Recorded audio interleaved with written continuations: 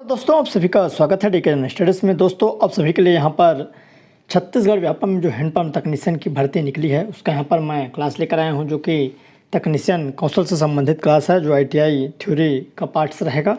और यह 6ठे नंबर का क्लास है। इससे पहले मैं 5 क्लास करा चुका हूँ। अगर आप नहीं देखे होंगे तो प्ले लिस्ट मैं अलग से बना दिया हूँ, प्ले लिस्ट में जाकर सारी क्लासेस देख सकते हैं। साथ ही साथ इंडिया जीके और अपना सिटी जीके का भी वहाँ पर आपको देखने को मिल जाएगा। लगभग 8 क्लास कराया हूँ, तो जाकर आप प्लेलिस्ट में ज़रूर देख सकते हैं। भी आपके पास लगभग 8 से 10 दिनों का समय बचा हुआ है।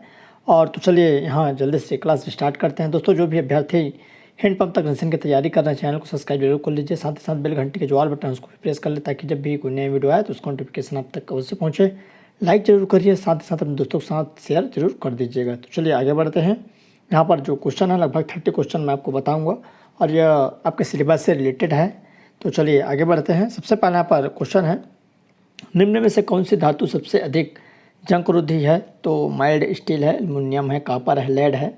तो इसका सही आंसर जंगरोधी हो जाएगा, लेड हो जाएगा। डी वाला ऑप्शन क्या हो जाएगा? करेक्ट हो जाएगा, जो कि सबसे अधिक क्या है? जंगरोधी। दोस्तों जिस भी अभ्यर्थी को यहाँ पर ग्रुप से जुड़ना है, हैंडपम्प तकनीशियन ग्रुप से, तो मेरे नंबर पर व्हाट्सअप कर सकते हैं।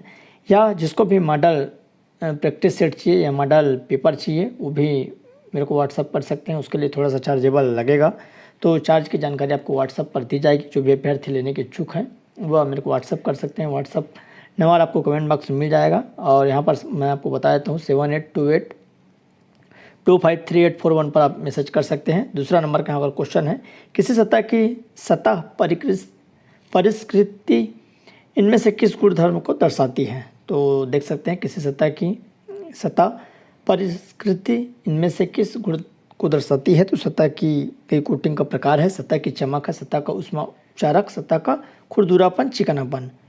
तो इसका सही आंसर क्या हो जाएगा? तो इसका सही आंसर यहाँ पर डी हो जाएगा, सतह का खुरदुरापन, चिकनापन। दोस्तों आईटीआई फिटर से आपका यहाँ पर टोटल 50 प्रश्न पूछे जाएंगे, तो काफ़ी इंपॉर्टेंट रहेगा।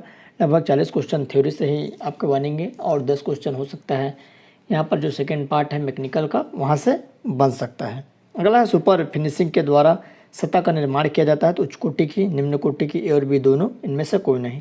तो इसका सही आंसर यहाँ पर ए हो जाएगा। सुपर फिनिशिंग के द्वारा उच्च कोटि की सतह का यहाँ पर क्या किया जाता है? निर्माण किया जाता है। अगला प्रश्न है यहाँ पर चौथे नंबर का क्वेश्चन है, आप सभी के लिए महत्वपूर्ण रहेगा। चौथा नंबर का क्वेश्चन है, प्राय लौह धातुओं में जंग लगना निम्न में से कौन से गुण को प्रदर्शित करता है? तो भौतिक है, रासायनिक है, यांत्रिक है। ये सभी इंपॉर्टेंट प्रश्न है, या विज्ञान में भी पूछा जा सकता है। लौह धातुओं में जंग लगना किस गुण को प्रदर्शित करता है? तो इसका सही आंसर यहाँ पर बी हो जाएगा, रासायनिक गुण हो जाएगा। अगला है, एल्युमिनियम धातु की सतह का संरक्षण किया जाता है।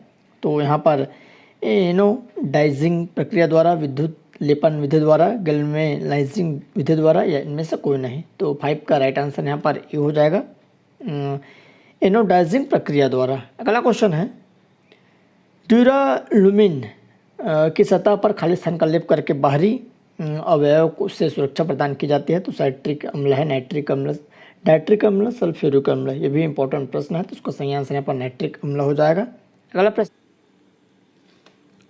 दोस्तों यहाँ पर देखिएगा, छत्तीसगढ़ हैंडपम्प तकनीशियन 15 मॉडल टेस्ट पेपर आपको पीडीएफ उपलब्ध कराई जाएगी, आंसर सहित रहेगा। और जिसमें आपको सामान्य विज्ञान के 75 क्वेश्चन मिलेगा, और भारत भूगोल के 75 क्वेश्चन, गणित के 75, रीजनिंग के 75, और छत्तीसगढ़ सामान्य ज्ञान के 375 प्रश्न रहेंगे, और करंट अफेयर के 225 क्वेश्चन, और आईटीआई जो ट्रेड वाला है तकनीकी कौशल का 800 प्रश्न आपको मिलेगा। तो इस तरह लगभग 1700 के आसपास आपको क्वेश्चन इस मॉडल सेट में मिल जाएगा। तो जो भी अभ्यर्थी इसको लेना चाहते हैं, लेने को इच्छुक हैं, तो समय बहुत कम है, व्हाट्सअप कर सकते हैं मेरे नंबर पर 7828 उसके बाद 253841 पर आप मेरे को व्हाट्सअप कर सकते हैं। तत्काल रिप्लाई दिया जाएगा, बहुत ही कम चार्ज पर आपको ये देखने को मिलेगा। और वही अभ्यर्थी मैसेज करें जो इसको परचेस करना चाहते हैं, और क्योंकि यहाँ पर समय कम है, और जो ईमानदारी से पढ़ रहे हैं, अच्छे से पढ़ रहे हैं, उसके लिए काफ़ी बेनिफिट रहेगा। तो कोई भी अभ्यर्थी अगर इच्छुक है तो यहाँ पर मैसेज कर सकते हैं, और तत्काल आपको रिप्लाई दिया जाएगा। तो निम्न में से किस धातु की सतह को जंगरोधी बनाने के लिए क्रोमियम ऑक्साइड का लेप किया जाता है? तो एल्युमिनियम है, ड्यूरालुमियम, स्टेनलेस स्टील या लोहा। तो जंगरोधी बनाने के लिए जो क्रोमियम ऑक्साइड का लेप किया जाता है, तो किस धातु में?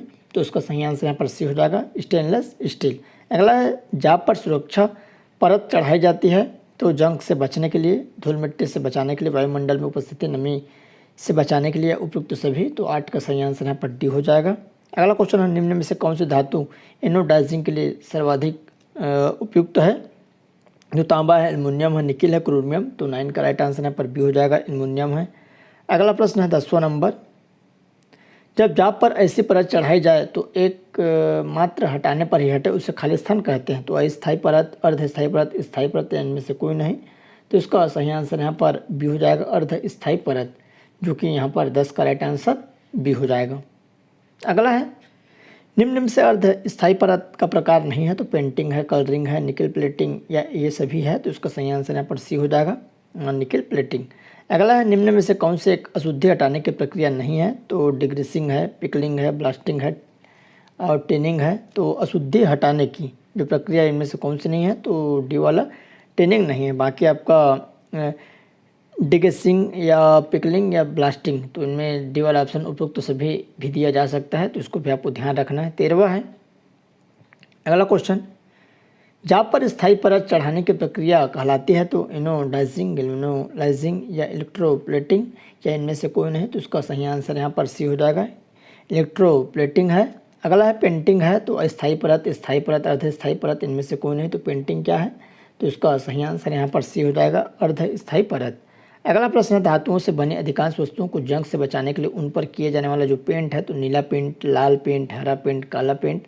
तो धातुओं से बनी अधिकांश वस्तुओं को जंग से बचाने के लिए कौन सा पेंट किया जाता है? तो इसका सही आंसर यहाँ पर लाल पेंट हो जाएगा। अगला प्रश्न है, किस विधि में जाप पर निकिल की मोटी परत इलेक्ट्रोप्लेटिंग द्वारा चढ़ाई जाती है? तो इनमें से किस विधि के द्वारा निकिल पर मोटी परत इलेक्ट्रोप्लेटिंग द्वारा चढ़ाई जाती है? तो निकिल प्लेटिंग है, क्रोमियम प्लेटिंग, स्थायी परत या इनमें से कोई नहीं। तो इसका सही आंसर यहाँ पर ए हो जाएगा, निकिल प्लेटिंग। अगला है, निकिल से भी कठोर परत चढ़ाई जा सकती है, यह किसकी सहायता से संभव है? तो क्रोमियम प्लेटिंग से या निकिल प्लेटिंग से या पेंटिंग से, इनमें से कोई नहीं। तो इसका सही आंसर यहाँ पर ये हो जाएगा, क्रोमियम पेंटिंग से। अगला है, निकिल प्लेटिंग के पश्चात निम्न में से कौन सी प्रक्रिया की जाती है? तो क्रोमियम प्लेटिंग है, ऊष्मक लेपन, इलेक्ट्रोप्लेटिंग या कलरिंग। तो 18 का राइट आंसर ये हो जाएगा, क्रोमियम प्लेटिंग। अगला क्वेश्चन है 19वां, निम्न में से किसकी या किसका प्रयोग स्टील कोटिंग के लिए किया जाता है? तो जिंक है, निकिल है, तांबा, क्रोमियम। तो इनमें से आपको बताना है कि किसका प्रयोग स्टील कोटिंग के लिए किया जाता है। तो 19 का सही आंसर यहाँ पर ये हो जाएगा, जिंक।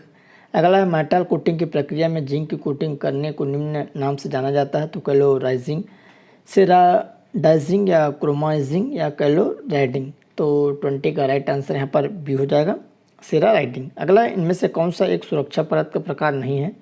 तो अस्थायी परत है, स्थायी परत, अर्धस्थायी परत या इनमें से कोई नहीं। तो उसका सही आंसर यहाँ पर डी हो जाएगा, आपका इनमें से कोई नहीं है। अगला है 22 है, इस लेपन का प्रयोग ऐसी धात्विक सतहों पर किया जाता है जो अनियमित क्रमों प्रक्रिया करती है। उपरोक्त कथन में से किस लेपन प्रक्रिया की ओर संकेत किया गया है? तो क्रोमियम प्लेटिंग, ऊष्मक लेपन, गैल्वेनाइजिंग या विद्युत लेपन। तो इसका सही आंसर यहाँ पर बी हो जाएगा, ऊष्मक लेपन। अगला है यहाँ पर 23वां नंबर, ऊष्मक लेपन के अंतर्गत किसी सतह के ऊपर भिन्न भिन्न ऊष्मारोधी पदार्थों की कितनी परत चढ़ाई जाती है? तो 3, 2, 1, 4। तो इसका सही आंसर यहाँ पर डी हो जाएगा, 4 परत है। अगला है, धात्विक सतहों पर विद्युत संचरण को रोकने अथवा शॉर्ट सर्किट होने से बचाने के लिए निम्न का प्रयोग किया जाता है। तो ऊष्मक लेपन है, विद्युत संरक्षण रोधी लेपन, विद्युत लेपन या इनमें से कोई नहीं। तो उसका सही आंसर यहाँ पर बी हो जाएगा, विद्युत संचरण रोधी लेपन। अगला है, गैल्वेनाइजिंग प्रक्रिया है तो स्थायी, अर्धस्थायी, अस्थायी इनमें से कोई नहीं। तो इसका सही आंसर यहाँ पर बी हो जाएगा, अर्धस्थायी। अगला है, इस्पात से बने जॉब या चादर आदि पर जस्ते की सुरक्षात्मक परत चढ़ाई जाने की प्रक्रिया को क्या कहते हैं? तो विद्युत लेपन, स्थायी परत, गैल्वेनाइजिंग या पेंटिंग। तो इसका सही आंसर यहाँ पर सी हो जाएगा, गैल्वेनाइजिंग। अगला है, इनमें से कौन सी विधि कोरोजन रोकने की विधि नहीं है? तो गैल्वेनाइजेशन, मेटलाइजेशन, वेल्डिंग या विद्युत लेपन। तो इसका सही आंसर यहाँ पर सी हो जाएगा, वेल्डिंग। अगला प्रश्न है, क्रोमाइजिंग विधि में धातु के कोटिंग के लिए उपयुक्त पाउडर है। तो एल्युमिनियम पाउडर, क्रोमियम पाउडर, ए और बी दोनों, जिंक पाउडर। तो इसका सही आंसर यहाँ पर सी हो जाएगा, ए और बी दोनों। अगला है 29वां नंबर क्वेश्चन है, विद्युत लेपन में प्रयुक्त साल्ट के घोल को कहा जाता है, तो क्या कहा जाता है, तो विद्युत लेपन में जो प्रयुक्त होता है साल्ट यहाँ पर उसको घोल को, तो इलेक्ट्रोलाइट कहा जाता है। तो ये वाला ऑप्शन सही हो जाएगा। तो इस तरह आप सभी के लिए यहाँ पर ITI तकनीकी कौशल के प्रश्न हैं, कंटिन्यू क्लास आते रहेगा। तो जो भी अभ्यर्थी ग्रुप से जुड़ना चाहते हैं या मॉडल सेट लेना चाहते हैं तो मेरे को व्हाट्सअप कर सकते हैं। तो चलिए दोस्तों, धन्यवाद।